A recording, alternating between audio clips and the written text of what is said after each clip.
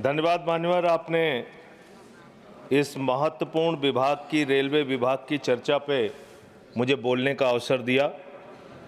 मान्यवर, भारतीय रेलवे के बारे में ये कहा जाता है कि जितनी ऑस्ट्रेलिया देश की आबादी है उतने लोगों को भारत की रेल प्रतिदिन एक स्थान से दूसरे स्थान पे पहुंचाने का काम करती है।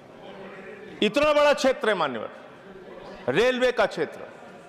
हमारे साथियों ने भी कहा कि इसके लिए पहले अलग से बजट आता था, सबको इंतजार होता था, नई ट्रेनों की घोषणाएं होती थी, क्या क्या रेल के अंदर बदलाव किया जाता था, मंत्री जी बताते थे कितने कर्मचारी रखे जाएंगे, इसकी घोषणाएं होती थी, पूरे देश को इस बात का इंतजार होता था। लेकिन अब आप आम बजट के साथ रेलवे का बजट लेके आते हैं, हालत क्या बना दी। बातें तो बड़ी बड़ी होती है, Vande Bharat train, bullet train, प्रधानमंत्री जी ने कहा था बुलेट ट्रेन चलेगी मुंबई से अहमदाबाद तक। बुलेट ट्रेन चला रहे हैं लोग। बुलेट ट्रेन तो छोड़िए, जानवरों की तरह इंसान को रेलवे के अंदर ले जाया जा रहा है, एक जगह से दूसरी जगह तक। शर्म आती है, वो दृश्य देख के शर्म आता है मान्यवर। जब हमने देखा कुंभ के मेले के अंदर ट्रेन के डिब्बों को तोड़ने का दृश्य देखा, एसी डिब्बों को तोड़ तोड़ के लोग अंदर घुस रहे थे, जानवरों की तरह लोग एक जगह से दूसरी जगह तक जा रहे थे। आम इंसान की जिंदगी में सिर्फ मरना लिखा हुआ है।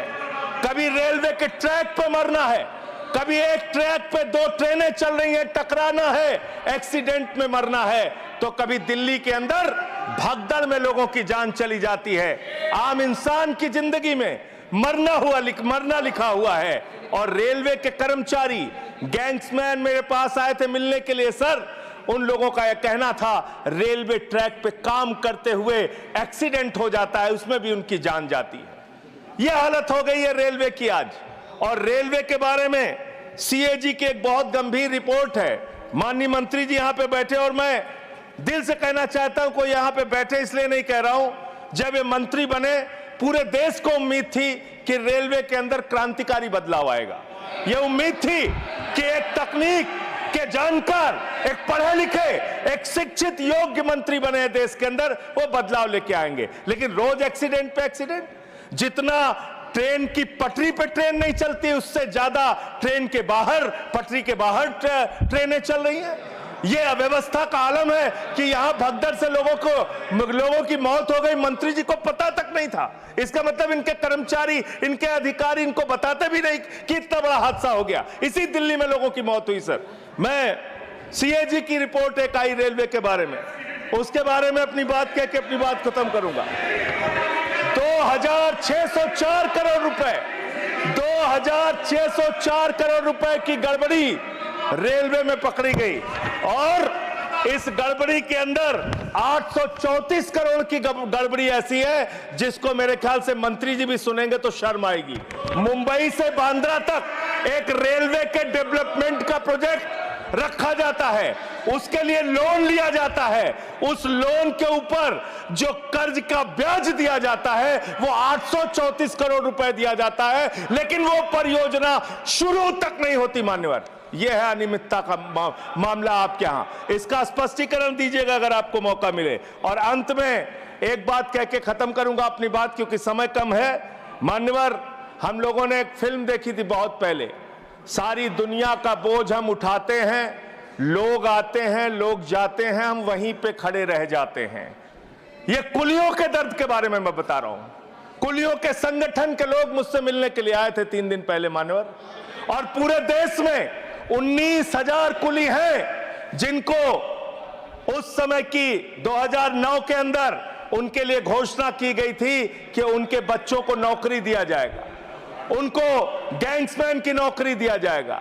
लेकिन आज उन कुलियों की हालत यह हो गई है कि रेलवे के प्लेटफॉर्म